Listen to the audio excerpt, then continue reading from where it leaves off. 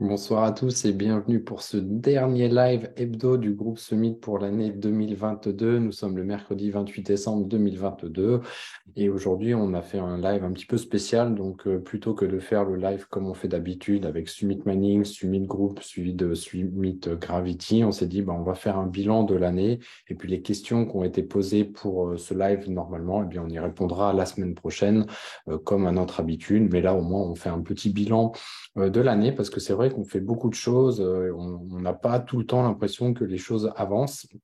Mais en fait, quand on fait le bilan, on se rend compte qu'il y a quand même beaucoup de choses qui ont avancé au cours de cette année 2022. Alors, tout n'a pas été facile, hein, bien entendu.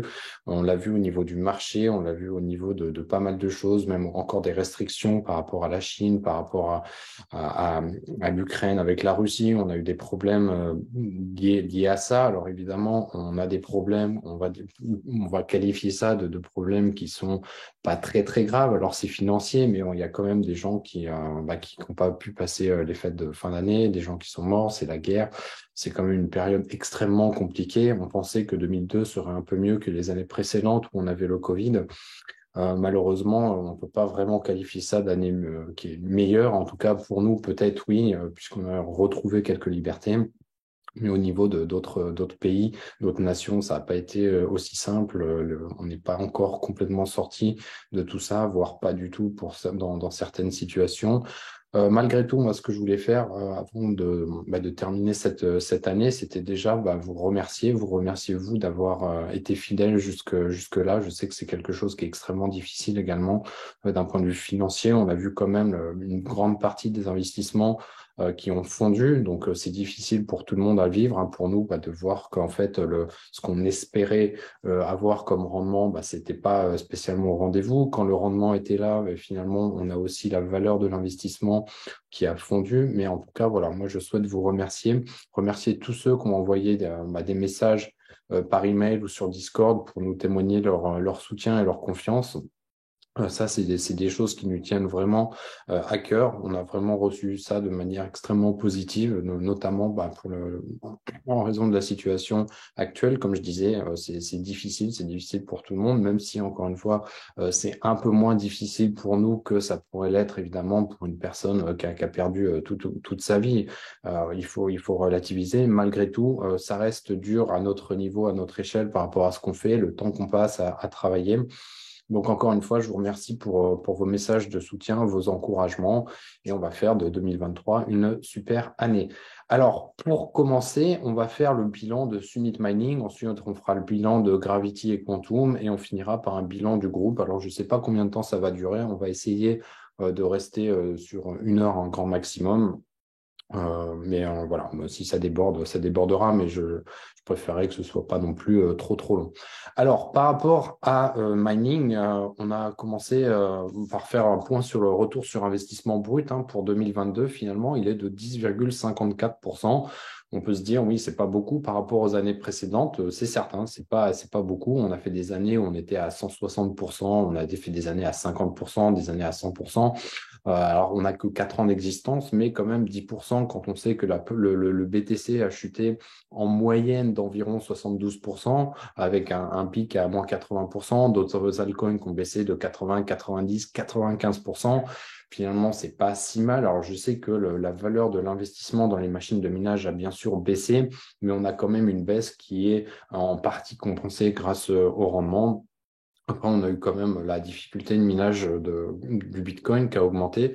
Elle a augmenté de 34% entre janvier 2022 et aujourd'hui, avec un ATH qui est à plus 60% de difficulté de minage. Donc, c'est quand même des paramètres à prendre en compte pour le minage du Bitcoin en particulier. Et il ne faut pas oublier d'où on vient par rapport à ça, puisqu'on ne peut pas avoir des rendements qui sont mirobolants quand on a une accumulation de tous ces facteurs. Maintenant, c'est quelque chose qu'on espère temporaire et quand les prix repartiront, eh bien, nous, on sera prêt pour Summit Mining avec les différentes choses qu'on met en place.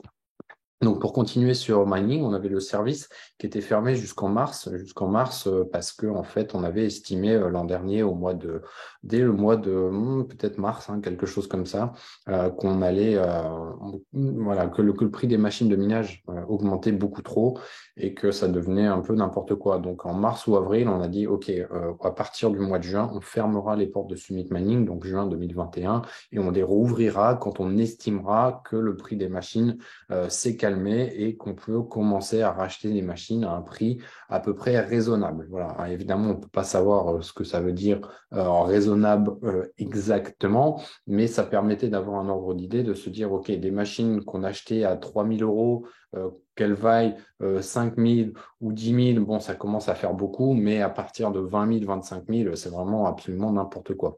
Donc, on a attendu que de rouvrir les portes, ce qu'on a fait en mars de cette année. Donc, mars d'il y a un an, on prévenait, on va fermer les portes d'ici 2, 3 mois. C'est ce qu'on avait fait. On a rouvert en mars et on a rouvert puisqu'en fait, les conditions s'y prêtaient, c'est-à-dire que le prix des machines avait beaucoup chuté suite à la chute du prix, à la chute du prix du Bitcoin qui a été effectuée entre novembre et du coup ce fameux mois de mars. Maintenant, bon, on ne pouvait pas vraiment s'attendre évidemment à ce que le prix continue de chuter, chuter, chuter, chuter, chuter. Donc, on a acheté des machines à ce moment-là. On a créé des partenariats avec différentes personnes dans différents pays. Il s'est avéré que la chute du marché n'a pas vraiment aidé à trouver de nouveaux clients, ce qui est compréhensible, hein, puisque en fait, quand on a des rendements de 10% par mois et qu'en fait, quelques mois après, on a plus que 3%, puis 2, puis 1. Forcément, c'est difficile de dire que ah ben tiens, c'est une super opportunité, même si dans les faits, c'est le cas, de racheter moins cher et de potentialiser le rendement futur en achetant des actifs pas très chers. C'est comme l'immobilier, hein, je fais souvent des comparatifs avec ça. Même si les loyers aujourd'hui sont peut-être pas très élevés dans l'immobilier, si en fait on est en période de crise, et que la situation se rétablit, ben les loyers seront très élevés, mais en attendant, on a acheté de l'actif pas très cher et c'est exactement pareil pour le mining. Donc, nous, en fait, en mars 2002, on a vu les prix qui ont commencé à baisser et on a rouvert le service aux nouveaux investisseurs dans ces conditions. Et on a eu l'occasion d'acheter des machines de toute dernière génération. Donc ça, c'est quand même bien et c'est ce qui nous a permis de rester dans la course du minage puisqu'en fait, vous avez pu le voir, on a énormément de concurrents. Donc là, on va les appeler vraiment concurrents qui sont à l'étranger, notamment qui ont fini leur business cette année. Voilà, ils ont mis clé sous la porte puisqu'ils ont extrêmement mal géré leur parc de minage, ils ont extrêmement mal géré leurs investissements, ils ont mal géré beaucoup de choses. Et même si nous, de notre côté, on n'a pas tout géré de manière parfaite, hein, bien entendu, hein, on reste des humains et on gère avec les informations qu'on a au moment qu'on a. On se dit pas, tiens, on va prendre une décision, on va essayer de prendre une décision complètement débile. Non, bien sûr que non. Quand on prend une décision, on essaie de prendre la décision qui est la plus sensée au moment où on apprend et en fonction des informations du marché, les informations qu'on peut supposer se produire dans les mois ou années à venir. Et donc, en fonction de ça, eh bien, on décide de faire telle ou telle chose. Malgré tout, malgré toutes ces décisions qui ont été prises par des partenaires, par nous, ben nous, on est toujours là, on est toujours là. Et comme vous le savez, hein, on continue de développer Summit, que ce soit mining ou d'autres services. Et notamment dans le Dakota du Nord. Alors en ce moment, il fait -50 là-bas, donc il fait un peu froid pour faire tourner les machines, hein. Donc là, vous l'avez vu à la télé, hein, je vous refais pas le schéma. C'est pire que la Sibérie là-bas en ce moment. Et vu qu'on a des machines de minage qui sont pile poil dans le Dakota du Nord, bah forcément, c'est un peu difficile de les faire tourner en ce moment. D'autant, non, la bonne nouvelle, c'est que ce sont des machines qui utilisent du gaz de torchère et on contribue d'une certaine manière à minimiser l'impact écologique. Alors, bon, c'est une maigre consolation, hein, bien entendu, mais on cherche quand même, Summit Mining, à ne pas utiliser d'énergie qui va polluer ou qui va détruire la planète. Et ça, c'est quelque chose qui est important pour nous, puisqu'on aurait très bien pu avoir de l'énergie beaucoup moins chère, enfin pas beaucoup moins chère non plus, mais en tout cas moins cher que certaines fois ce qu'on paye. Mais voilà, ça ne nous intéresse pas, puisque un jour ou l'autre, ça nous retombera dessus malgré tout. Et voilà, il faut pas faire ce genre de choses. et plutôt aller sur du renouvelable ou du torchère. Alors torchère, c'est toujours un peu discutable. Est-ce que c'est renouvelable, pas renouvelable? Ça vient du gaz, de l'extraction du pétrole. Donc c'est bon, voilà. Donc après, les champs de pétrole, ils étaient là. Nous, on arrive pour minimiser aussi l'impact et réutiliser le gaz produit par les champs de pétrole. Donc on crée pas des champs de pétrole pour avoir du gaz pas cher. Voilà. Donc bon, c'est on va dire une bonne utilité par rapport à ça. Après, on peut parler aussi du bear market. Le bear market, il est toujours dans le but d'apporter un maximum d'aisance à nos clients. Donc nous, ce qu'on fait, c'est on a mis en place donc une nouvelle règle avec le MPT qui est devenu une SMK. Donc on avait un MPT fixe et une SMK variable, et on a profité de ce bear market justement pour apporter plus de valeur à nos clients, et notamment avec la mise en place de la marketplace 2.0 et de Summit 2.0. Alors je ne sais pas si vous avez lu la notice d'utilisation. Nous, on a mis 3 ou 4 mois à l'écrire. C'était extrêmement compliqué puisqu'il y avait beaucoup de choses à prendre en compte, et on ne pouvait pas se tromper derrière sur la gestion de la SMK, sur la gestion de Summit Mining, et courir le risque de faire quelque chose de mal à ce niveau-là. Donc, on a eu des nouvelles conditions générales. Donc, ça, c'est pareil, c'est quelque chose qu'on est en train de mettre en place. Mais le passage finalement de Summit Mining 1.0 à Summit Mining 2.0, même si là, c'est la façon dont il aurait dû être conçu dès le départ, Mining 2.0, c'est comme ça qu'on aurait dû faire dès le départ. Finalement, c'est la meilleure chose qui puisse se passer pour un investisseur crypto, puisque en fait, crypto ou mining, dans la vie réelle, dans le marché réel, finalement, si le prix des machines baisse, vous pouvez en acheter davantage. Donc, pourquoi est-ce que ça n'aurait pas pu être le cas avec Summit Mining? Donc, il y avait des raisons, je ne vais pas revenir sur toutes les raisons. On voulait que tout le monde soit logé à la même enseigne, mais en fait, on s'est rendu compte que personne ne souhaitait investir pour être logé à la même enseigne au niveau des machines de minage. C'est-à-dire acheter une machine de minage, par exemple 10 000 ou l'équivalent de 10 000 quand elle ne vaut plus que 2 000, forcément, c'est difficile à digérer comme pilule. Et c'est vrai que ça nous a permis, de bear market, de se concentrer sur l'évolution de ce service plutôt que de rester la tête dans le guidon et se dire non, c'est comme ça que ça va se passer et pas autrement.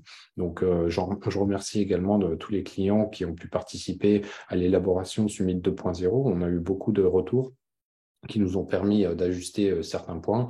Donc, à la base, on avait d'ailleurs un MPT 2.0, puis un MPT 2.1 qui est devenu la SMK, et finalement, on a enlevé le point pour pas rapporter de la confusion. Mais en tout cas, ça a été, ça a été assez long de discuter de tout ça. Le dashboard, d'ailleurs, suite à la version de la Marketplace 2.0, il a quand même pas mal évolué, même si on ne voit peut-être pas à vue d'œil toute l'évolution qu'il y a eu. Il y a eu beaucoup de choses qui ont été faites en arrière-plan, donc beaucoup d'automatisation au niveau des calculs. Donc ça, c'était quelque chose qui n'existait pas avant. On a une page investir qui a été ajoutée.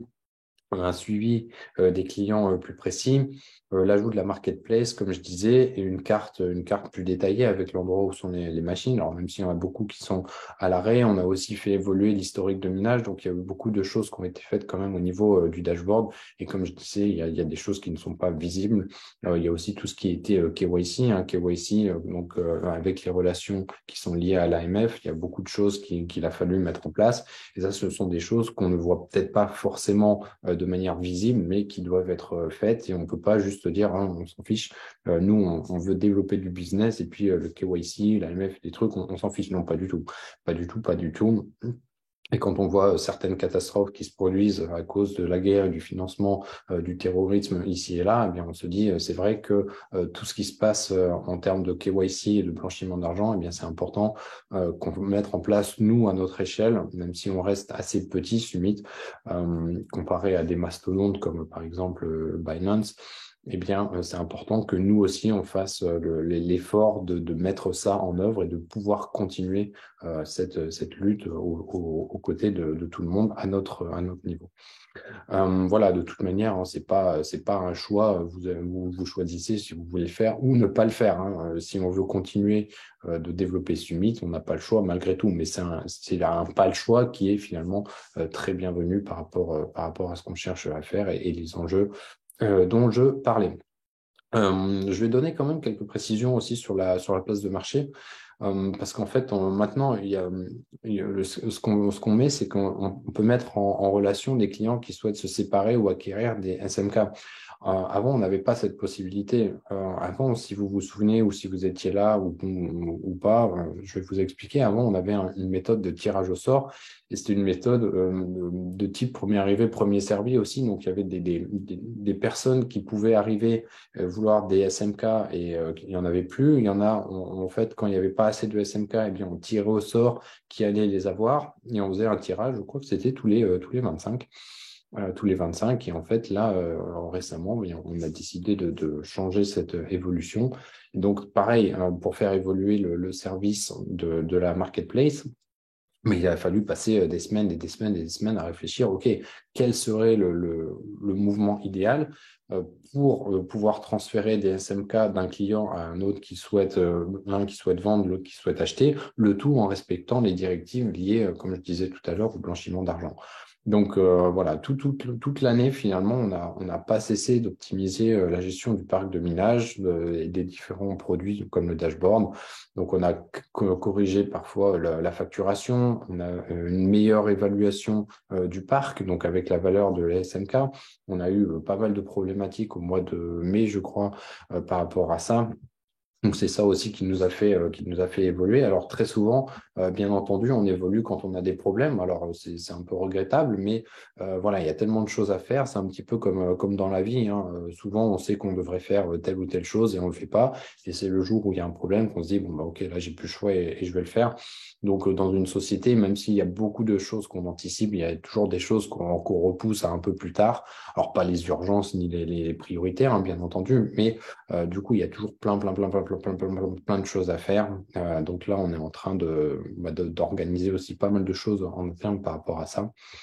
En tout cas, voilà, ça fait pas mal de choses, hein. On a aussi on a mis en place une internalisation des calculs de rendement, la liste de pas mal de fournisseurs, et on fait aussi beaucoup de tests d'efficience au niveau des machines de minage. Voilà un petit peu le résumé de Mining. Il y a quand même eu quelque chose de marquant, hein, qui a eu lieu il y a quelques mois, là, il y a 3 mois, je crois que c'était le 23 septembre.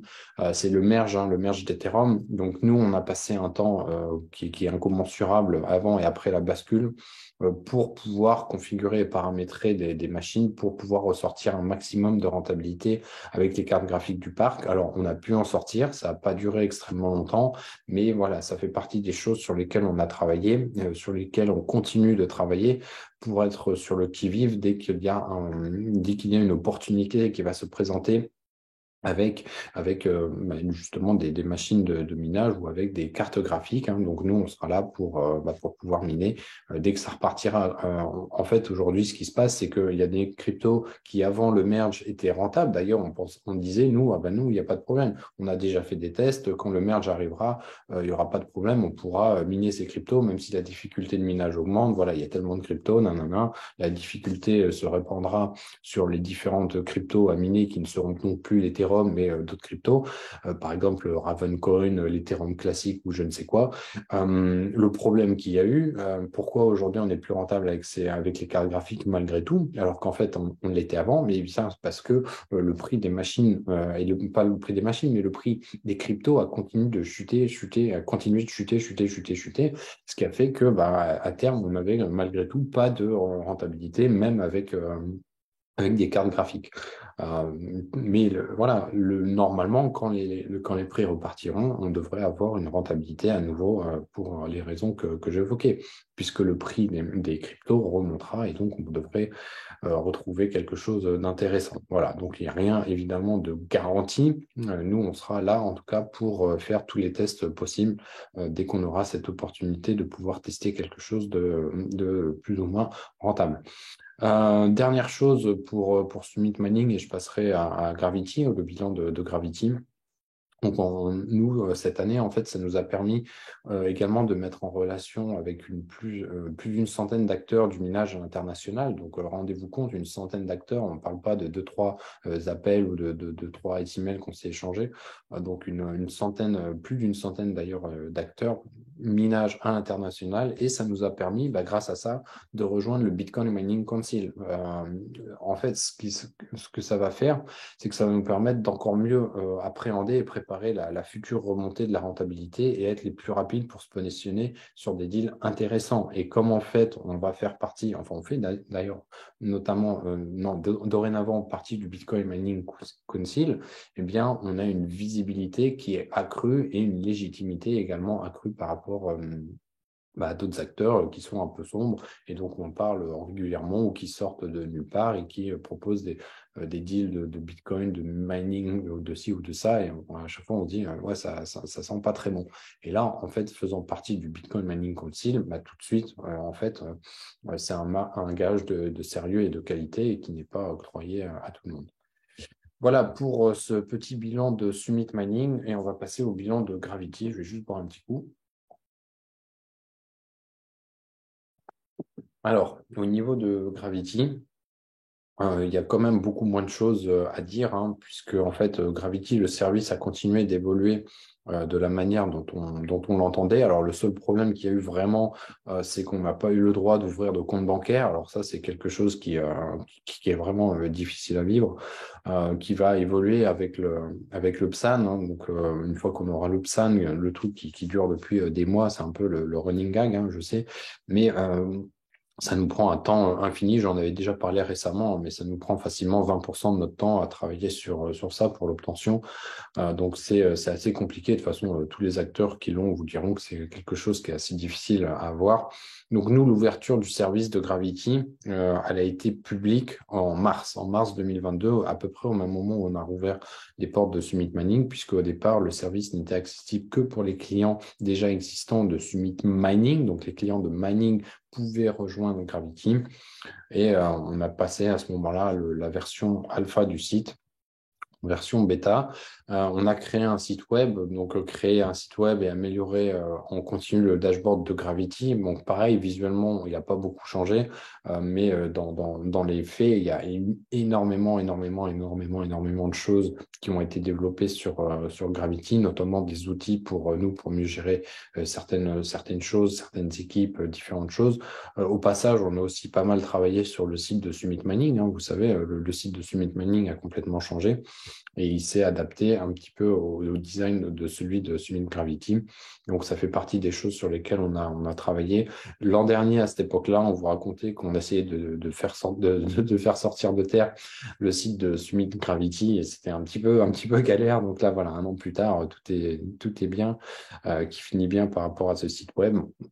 Après, ce qu'on a fait aussi au niveau de Gravity, c'est qu'on a séparé Impulse de Gravity et de Quantum. Donc maintenant, ce qu'on appelait le produit Impulse dans Gravity, dans Summit Gravity, c'est devenu Summit Gravity. Et ce qu'on appelait le produit Quantum dans Summit Gravity, c'est devenu Summit Quantum. Donc d'un côté, on a Summit Gravity et de l'autre côté, on a Summit Quantum. Pourquoi ce choix? Pourquoi ce revirement de situation, même si le service ne change absolument pas? C'est tout simplement parce qu'on s'est rendu compte que ce n'était pas du tout le même public qui était intéressé par Summit Quantum que par Summit Gravity, et donc anciennement Impulse. Et donc, ça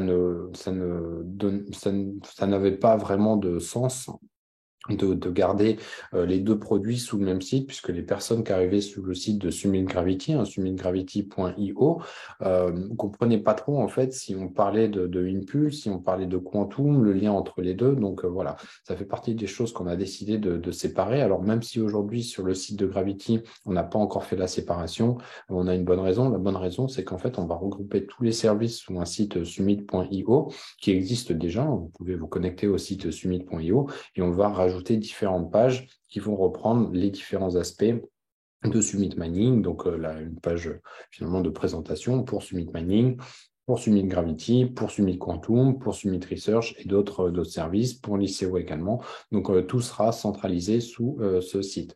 D'ailleurs, on fait la même chose avec les réseaux sociaux. Donc plutôt que de continuer de développer un réseau social pour Summit Mining, un pour Summit Quantum, un pour Gravity, un pour machin, un pour truc, eh bien on regroupe tout sous un seul et même site ou un seul et même réseau social qui est le réseau Summit ou summit.io en fonction. Voilà.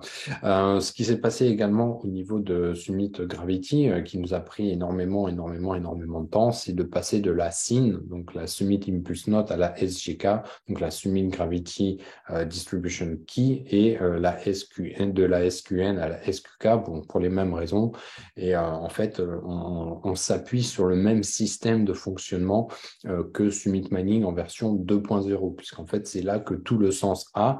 Et on a décidé de tout basculer, de tout faire fonctionner de la même manière pour ne pas avoir d'incohérence entre les services. Mais tout ça, en fait, c'est pas quelque chose qui peut se faire en un claquement de doigts, puisque on n'a pas le droit de faire ce qu'on veut au niveau des régulations, au niveau de la gestion de fonds ici ou là, au niveau des services d'investissement, au niveau de plein de choses, et puis au niveau des conditions générales des différents pays. Donc voilà, ça fait partie des choses qui prennent énormément de temps, puisque quand on a envie de faire quelque chose, eh bien, on est obligé de demander toute une palette d'avocats si on peut faire ça, ça, ça, ça, ça. Donc bon, c'est assez compliqué, hein, bien entendu, mais voilà, ça fait partie des choses qu'il faut faire, qu'il faut mettre en place. Qu'est-ce qu'on a fait aussi? On a fait évoluer la cellule Dior avec la mise en place d'une équipe complète d'analystes et d'experts. Donc, il y a un an, on démarrait la cellule Dior, on avait analysé quelques projets. Finalement, on a transformé la cellule Dior en un service qui s'appelle Summit Research. Donc, Summit Research qui va être lancé dans le mois à venir, là, donc au mois de janvier 2023. Donc, pas mal de nouvelles également à ce niveau-là. On a sorti aussi une étude sur un projet qui nous semblait pas très sérieux, hein. Donc, et malheureusement, on a vu qu'on avait raison. Enfin, malheureusement, pas pour nous, mais pour les personnes qui étaient dans ce projet-là, hein. On avait quand même émis beaucoup de doutes à de nombreuses reprises, pas juste une fois. Et bon, beaucoup de personnes nous disaient non, c'est pas vrai, on est jaloux, c'est à cause de je ne sais quoi, voilà. Bon, nous, on a dit, écoutez, nous, on a fait une analyse, vous en faites ce que vous voulez. Si vous ne croyez pas que ça semble pas très sérieux, bah, tant pis, hein, faites comme vous voulez. Et puis finalement, bah, il s'est avéré qu'il y avait quand même beaucoup de drapeaux rouges, hein, beaucoup de drapeaux rouges suffisamment pour habiller un défilé chinois. Et du coup, on s'est dit, voilà, faites comme vous voulez. Et malheureusement, bah, beaucoup de fonds ont été perdus de certains de nos clients qui avaient investi dans ces projets très douteux, malgré nos warnings. Donc voilà, nous, on a quand même monté Summit à un moment pour aussi dire, voilà, c'est pas nous qui avons la science infuse sur les investissements. En revanche, avec l'expérience qu'on a, on commence quand même extrêmement bien à sentir ce qui sent pas très bon de ce qui sent bon, même si évidemment, on peut pas savoir tout ce qui va se passer. Par exemple, l'affaire Luna UST, qui pouvait vraiment deviner que le truc allait s'effondrer. Donc, mais en tout cas, voilà, quand ça sent vraiment pas bon, eh bien, on émet des réserves et puis on essaye de donner des alertes pour essayer de sauver quelques agneaux égarés ici et là. Ce qui ne veut pas dire qu'on veut que les gens investissent nécessairement chez nous, hein, mais moi, je préfère une personne qui part de chez Summit et qui va investir dans quelque chose de sérieux, quitte à ce que ce soit un confrère ou n'importe qui de sérieux sur le marché, plutôt que d'aller mettre dans une arnaque où en fait ils promettent X% par jour, par mois, ou par heure, par seconde ou par microseconde. Donc ça, c'est vraiment quelque chose qui me dérange. Donc voilà, si on peut continuer de faire ça, eh bien on continuera de le faire, hein. C'est une de nos missions avec la recherche, c'est d'informer notre communauté des différentes problématiques qu'il y a sur le marché et faire en sorte que certaines soient évitées via des systèmes d'alerte. Voilà. Dernière petite chose pour Summit quoi? Pour Summit Gravity, bah, c'est la mise en place de sécurisation des portefeuilles, hein, donc tout ce qu'on appelle les outils de custody. Je ne vais pas rentrer dans les détails, mais ce sont des choses qui sont nécessaires pour avancer sur l'enregistrement PSAN et pour pouvoir sécuriser les fonds des clients et pas juste avoir sur un ledger ou je ne sais quoi. Voilà. Juste pour que vous le sachiez.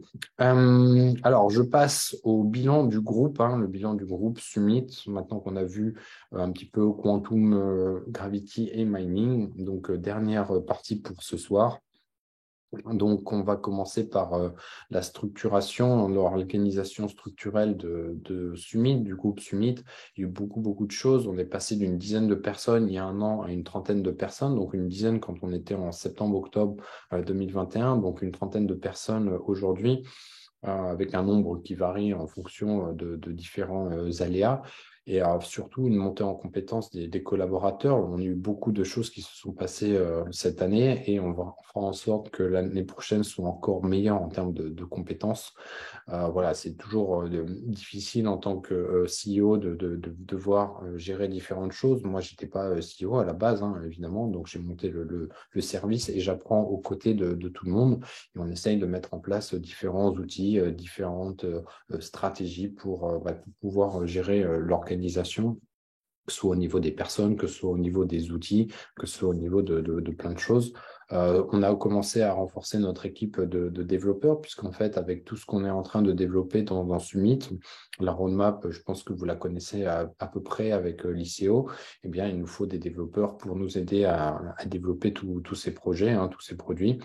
Ce qu'on a fait également, c'est qu'on a mis en place de nouveaux outils pour répondre à nos clients et gérer plus efficacement les demandes qui sont reçues soit par email, soit par les réseaux sociaux. Donc ça fait partie des choses qui sont un peu invisibles, mais qui prennent un temps infini à mettre en place pour que ça fonctionne correctement, pour que les mails ne soient pas perdus, pour que les réponses soient les plus personnalisées possibles, hein. Vous le voyez, hein, quand on répond à un email, on répond à votre email et pas à l'email du voisin avec une réponse un peu merdique comme on pourrait l'avoir si, sur d'autres services. Là, je tacle, je tire une balle directement à crypto.com, qui est vraiment un service client qui est déplorable, déplorable. On reçoit des templates quand on a un problème avec crypto.com. Les personnes au service client ne comprennent rien du tout. Alors, c'est pas le cas de tous. Il y a quand même quelques personnes parfois qui sortent du lot, mais globalement, voilà, je n'aime pas tirer comme ça à balles réelles. Mais là, quand même, le carton rouge pour crypto.com. Donc, nous, on fait en sorte de ne pas avoir ce type de problématique et de pouvoir répondre le plus précisément possible aux clients. Alors, c'est sûr qu'on ne peut pas vraiment peut-être comparer crypto.com qui vaut 1, 2 ou 10 milliards avec Summit qui vaut rien du tout en comparaison, bien entendu. On n'a pas du tout les mêmes équipes. Mais voilà, je pense que c'est une question aussi de culture, ce qu'on veut donner en termes d'efforts aux clients. Est-ce qu'on est là juste pour gagner le plus d'argent possible? Ou est-ce qu'on est là pour apporter des vraies solutions et des vraies réponses à nos clients? Nous, on est plutôt dans cette optique-là et en fait, l'argent viendra au moment où il viendra. Voilà, ça vient, ça s'en va, l'argent, mais en tout cas, quand on fait du bon travail ou qu'on fait en sorte d'essayer de le faire le mieux possible et qu'on est sur un marché porteur, bah, même si aujourd'hui la période est un petit peu difficile avec l'hiver crypto, eh bien, finalement, quand le printemps crypto reviendra, nous, on sera prêts pour continuer dans la lancée qu'on a faite.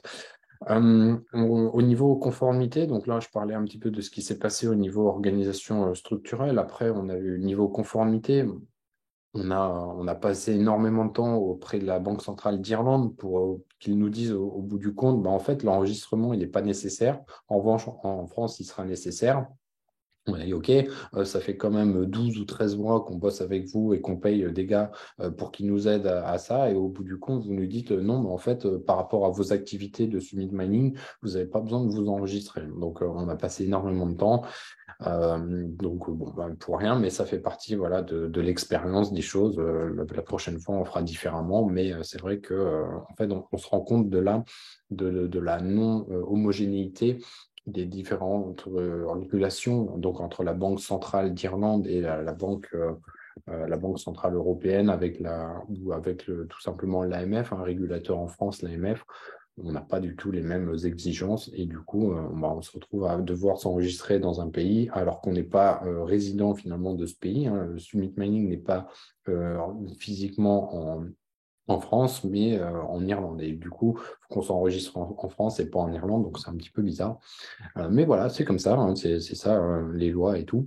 Après, on a le dossier PSAN. Donc, le dossier PSAN, on en a parlé toute l'année. On continuera d'en parler, je pense, pendant un certain temps, puisqu'en fait, on va faire en sorte de demander aussi un agrément. Donc, l'agrément, c'est l'étape au-dessus de l'enregistrement. Et donc, on met en place certaines choses dès à présent pour pouvoir demander un agrément qui nous permettra, là, cette fois, de faire de la publicité. Mais c'est une licence bancaire, hein, finalement, l'agrément. Mais en tout cas, ça fait partie des choses qu'on doit avoir si on veut continuer d'évoluer avec Summit.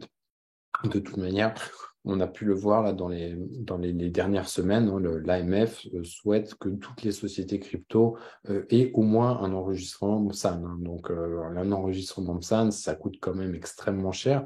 Pas que ça coûte de l'argent de déposer le dossier, mais il faut se faire accompagner par des avocats, il faut acheter des outils, il faut faire tout un tas de choses. Et une petite société qui démarre avec une startup qui veut se lancer dans la crypto, eh bien, très probablement dans les mois à venir, ce sera plus possible. Donc voilà un petit peu ce qui se passe au niveau du PSAN. Mais comme je disais en introduction, c'est un peu pour la bonne cause, puisque c'est vrai que quand on observe les mouvements d'argent qui sont parfois assez louches, c'est important de faire des due diligence. Nous, en fait, on a beaucoup de personnes qui souhaitent investir dans Summit, dans l'ICO ou carrément dans le capital de la société. Et en fait, on se rend compte qu'il y a il y a pas mal d'escrocs. Il y a pas mal d'escrocs. Et donc, si on n'avait pas toutes ces sociétés qui nous aident à vérifier l'identité des potentiels partenaires ou autres, eh bien, on pourrait avoir des fonds qui sont pas très clean, hein. Donc, et ça, c'est très grave, puisque on ne sait pas derrière qui sont les gens et c'est ce qu'ils vont nous faire après avoir investi, s'ils sont pas contents, s'ils vont pas nous torturer. Enfin, voilà, j'exagère à peine. On sait que même cette année, il s'est avéré qu'il y a eu pas mal d'affaires un peu saugrenues par rapport à l'argent. Donc voilà, il faut faire quand même extrêmement attention qui investit, à qui vous confie de l'argent et à qui également vous confiez de l'argent. Et donc, tout l'intérêt du PSAN et des sociétés de ce type-là ou des régulateurs comme l'AMF ou les mises en place de telles licences ou enregistrements, c'est pour limiter le plus possible ce type de problématique, d'impact, d'infraction ou de quoi que ce soit qui pourrait se passer. Donc, la compliance, c'est cool. Voilà, c'est important. Alors, au niveau de l'ICO, hein, pas mal de choses aussi. On a fait énormément de choses. Alors, on voulait lancer l'ICO, les phases publiques cette année. Malheureusement, regardez le marché, c'est pas du tout le bon moment. Qui veut aujourd'hui investir dans l'ICO de Summit Mining, de Summit Gravity, du groupe Summit ou de n'importe quel autre service? Globalement, personne. Personne. Il y a uniquement les sociétés d'investissement, donc les investisseurs institutionnels qui sont intéressés pour investir. Donc, ils sont intéressés parce que en fait, le marché est propice aujourd'hui à ce type d'investissement, contrairement à des particuliers qui attendent que les prix montent pour pouvoir se dire, OK, là, c'est intéressant d'investir dans une ICO. Alors, c'est un schéma complètement différent, bien entendu, mais du coup, il a fallu qu'on adapte, nous, notre méthode et notre approche au niveau de l'ICO, puisque à la base, on n'était pas censé avoir nécessairement beaucoup d'investisseurs institutionnels, mais c'est quelque chose qui est important pour nous, puisqu'on a quand même derrière des ambitions et on a besoin de lever ces fonds pour pouvoir faire en sorte que ces ambitions se réalisent et se mettent en place. Et c'est vrai que si on attend d'avoir des particuliers pour lever les 35 millions qui restent à lever au niveau de Summit, ça risque d'être compliqué, hein. Vous vous rendez bien compte. D'autant plus que vous le savez, hein, avec le PSAN, l'enregistrement, on est quand même très limité en termes de communication autour de l'ICO, même si techniquement, on peut lancer une ICO sans avoir un enregistrement PSAN. Voilà, tout est lié. Donc, si on fait du marketing sur l'ICO, c'est un petit peu quand même faire du marketing sur le groupe Summit ou sur Summit Mining ou Gravity. Et donc, évidemment, l'AMF va voir ça d'un mauvais œil, même si c'est un petit peu gris au niveau de la législation là-dessus. Nous, on ne prend pas le risque de jouer avec la législation en se disant, bon, on y va quand même. Voilà. On fait les choses bien à ce niveau-là et on n'a pas envie d'avoir de problème. Et donc, on se tourne vers des investisseurs qui sont plutôt de type institutionnel. Et du coup, on se retrouve dans la situation que vous connaissez, c'est-à-dire qu'on ne pouvait pas spécialement lancer l'ICO en cours d'année. Malgré tout, nous, on a avancé sur la roadmap des nouveaux services. On a avancé sur les tokenomics qui ont beaucoup changé depuis un an. On a lancé des phases clients. Donc, on a levé jusqu'à présent 7 millions sur les 44 qu'on cherche à lever. On a fait une nouvelle version du Light Paper. On a trouvé des conseillers, beaucoup de conseillers de qualité. Et aussi, on a avancé sur le dashboard ICO. Alors, je sais que le dashboard ICO, on en parle depuis un petit moment. Malgré tout, hein, le dashboard ICO, vous allez le voir hein, quand il va sortir. Hein, il est très, très, très sympathique. Et c'est quelque chose aussi qu'on va pouvoir derrière transformer en produit à revendre via un service qui s'appellera Summit Technologies, c'est-à-dire que si vous êtes demain une société crypto, que vous souhaitez lancer une ICO, donc une levée de fonds en crypto-monnaie et qu'il vous faut un dashboard, eh bien vous pourrez utiliser notre dashboard en marque blanche qui va être super bien développé et comme ça vous aurez quelque chose. Donc le dashboard ICO, en fait, on le développe de deux manières, non seulement pour nous, pour notre propre usage, mais aussi pour pouvoir le revendre éventuellement derrière à des personnes qui sont, enfin des sociétés qui sont intéressées. Au niveau des nouveaux services et au niveau de la roadmap dont je parlais, au mois de janvier, on va avoir trois nouveaux services qui vont être lancés. Donc, Summit Market, Summit Hosting, Summit Research. Donc, on est en train de finaliser quelque chose en ce moment pour pouvoir lancer ça au mois de janvier. Alors, pas dès le premier, mais au courant du mois de janvier. Et aussi, on a l'Académie qui va être lancée de deuxième ou troisième trimestre 2023 avec pour démarrer quelques formations. Donc, on démarrera ça en MVP et en gros, ce qu'on va sûrement faire, c'est avoir des modules. Donc, un module, par exemple, finance décentralisée, un module minage, un module trading, un module blockchain, un module je sais pas quoi.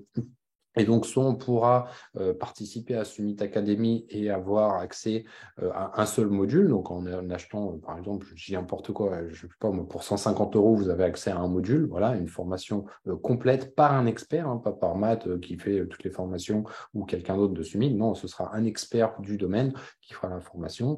Ou alors, pour un abonnement ou pour un prix en one shot, par exemple, je sais pas, 1000 euros, l'accès à toutes les formations et tous les modules à venir.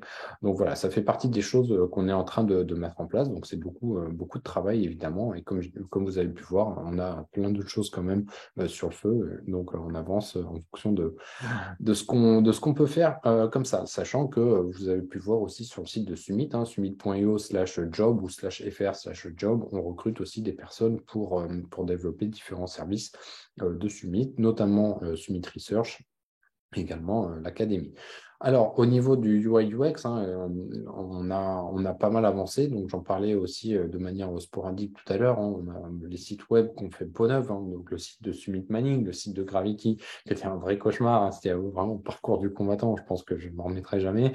Et le site du groupe, qui n'existait pas il y a un an. Et tous ces sites n'existaient pas. Le site de Summit Manning était complètement différent. Et donc, on a des pages avec des posts différents. On a beaucoup de choses. Et là, on est en train de fusionner tout ça sur un seul et même site. Et évidemment, c'est aussi pas mal de travail puisque on doit faire en sorte que les gens qui arrivent sur le site ne soient pas complètement perdus et ne comprennent pas rien du tout à ce qui se passe. Voilà un petit peu ce qui se passe au niveau UI UX et bien entendu le développement du dashboard ICO qui demande énormément de travail. On est peut-être de mémoire à plus de 50 pages, puisqu'il y a des pages qui sont liées au KYC, il y a des pages qui sont liées à Mining, à Gravity, un machin, un truc. Donc avec le super dashboard, qu'on va d'ailleurs appeler le dashboard 360. Je ne sais plus si je l'ai déjà dit ou pas. En tout cas, voilà, si je ne l'avais pas dit, eh bien, c'est votre cadeau de fin d'année. Comme ça, vous savez le nom. Alors, dernière partie pour ce soir pour le groupe, et on sera pas mal, on aura tenu les 1 heure, c'est les événements. Donc, on disait la semaine dernière que je voyage beaucoup, mais oui, je voyage beaucoup parce que je fais beaucoup d'événements un peu partout. Un peu partout. Alors là, je n'ai pas listé les événements auxquels je participe en termes de formation, c'est-à-dire quand je me forme à l'étranger, mais on a listé les événements auxquels on participe en tant que summit. Et vous allez voir que effectivement, il y a quand même pas mal de trucs. Donc le premier, le plus important pour nous cette année, finalement, c'était le team building. Le team building qui a eu lieu à Paris, c'était extrêmement important. C'était un super événement. En fait, c'était la première fois que toute l'équipe, en tout cas une grande partie de l'équipe, se réunissait ensemble. Il y a beaucoup de personnes qui se sont vues pour la première fois, puisqu'en fait, toutes les équipes sont en remote à distance, en distanciel, puisque on a commencé à créer les équipes pendant le Covid. Donc à ce moment-là, évidemment, on ne pouvait pas avoir des bureaux ou autre chose. Donc on a pu se réunir au cours d'une journée et ça a été en tout cas un super événement et on a vraiment hâte de refaire quelque chose comme ça. Alors c'est vrai que là niveau budget on préfère ne pas se réunir pour juste dépenser de l'argent comme ça et de donner peut-être renvoyer au sein des clients une mauvaise image, se dire oh Summit ils s'emmerdent pas, ils dépensent de l'argent alors que les rentabilités sont pas très élevées. Donc on va attendre un petit peu, mais en tout cas c'est quelque chose croyez-nous qui est extrêmement important puisque vous le savez, hein, rien ne remplace le physique, hein. On peut avoir tous les Zooms, tous les meetings qu'on veut. Voilà, ça ne vaudra jamais un café, une bière ou quelque chose avec quelqu'un. Après, au niveau des événements auxquels on s'est rendu, on a eu pas mal de, pas mal de choses, hein, là aussi, hein. Donc, on a eu l'événement Riche à 30 ans avec François Denis, la PBW, donc, qui est la Paris Blockchain Week, auquel on a participé, les CryptoPintes et les CryptoFlams, qui sont des rencontres qui se font dans différentes villes. On a aussi les Crypto Drinks, donc, auxquels on va régulièrement pour rencontrer du monde. C'est comme ça aussi qu'on a pu trouver certains de nos conseillers. Donc, vous voyez, en fait, c'est pour ça aussi qu'on va à des événements, hein. Parce qu'on peut avoir soit trouver des clients, soit trouver des partenaires, soit trouver des conseillers, soit un peu de tout. Donc, c'est extrêmement important de participer à ça. On est allé également à la Binance Blockchain Week de Paris, donc la Paris 2022, c'était cette année donc. Aux 5 ans de l'anniversaire de Binance, on est allé aussi à des événements Binance Irlande, on est allé au repas du coin. On est allé à Time to Decrypt, au Paradigme Bitcoin, ça c'était à Neuchâtel en Suisse. On est allé à la soirée ERA 2140, donc partenaire au niveau du développement du dashboard pour l'ICO, d'un partenaire, donc ERA 2140. Ils sont également conseillers dans l'ICO pour Summit, donc l'ICO du Summit Token. On est allé au PBC, qui est le Panthéon Business Club pour les personnes qui connaissent, un super club pour les personnes qui veulent développer leurs investissements, leur mindset, voilà, différentes choses super intéressantes. On était présent à Toulon. Après, on a eu aussi une interview avec eux. L'événement de Yann Darwin, on était présent aussi. On était à Genève aussi pour un autre événement. On était à Metz pour un événement crypto. On était allé au Surfing Bitcoin. On a fait Iron Mind avec Franck Maes, intervention sur scène. On était à Fontainebleau aussi pour un meeting sur la crypto. On a un meeting, une table ronde plutôt sur la régulation au Palais Brognard. On a eu une table ronde aussi au CryptoClass. Donc, quand je parle de table ronde, c'est qu'on était intervenant sur un sujet en particulier, notamment la régulation, hein, avec l'excellente intervention d'Augustin. C'était, je crois, le 6 décembre, donc c'était assez récent. On a aussi eu donc les CryptoClass sur le risque crypto. On a eu des interviews sur plusieurs chaînes YouTube, une interview également avec un live avec Monsieur TK. Donc, on a quand même, voilà, on n'a pas chômé en termes d'événements, mais tout ça, ce sont des événements qui sont extrêmement importants. Il faut participer à ces événements pour pouvoir développer le réseau, pour pouvoir développer la communauté et pour pouvoir développer finalement notre expertise, hein, puisque plus en fait on va pouvoir découvrir de nouvelles choses, plus on va pouvoir s'inspirer de ce qui se fait pour pouvoir développer certaines choses. On rencontre aussi très, très, très régulièrement notre communauté, donc vous, hein, qui regardez ces vidéos lors d'événements. Donc ça, c'est pareil, hein, c'est extrêmement important. On a fait le NFTD d'ailleurs, hein, à Surfing, à côté de Surfing Bitcoin juste avant. Donc voilà, ça fait quand même, bon, on n'a pas tout mis parce qu'en fait, la page était trop courte, mais on a aussi d'autres événements, hein, dès l'an prochain, dès le mois de janvier, qui vont commencer. Donc, on a des événements comme CryptoClass, Crypto Auxerre, voilà, donc OXR qui aura lieu à Auxerre. Alors oui, c'est un jeu de mots, vous avez compris. Crypto Auxerre qui aura lieu à Auxerre, on sera présent, hein. Donc, si vous tapez Crypto Auxerre, vous verrez qu'on y sera, donc OXR, ça doit être crypto-auxerre.fr, quelque chose comme ça.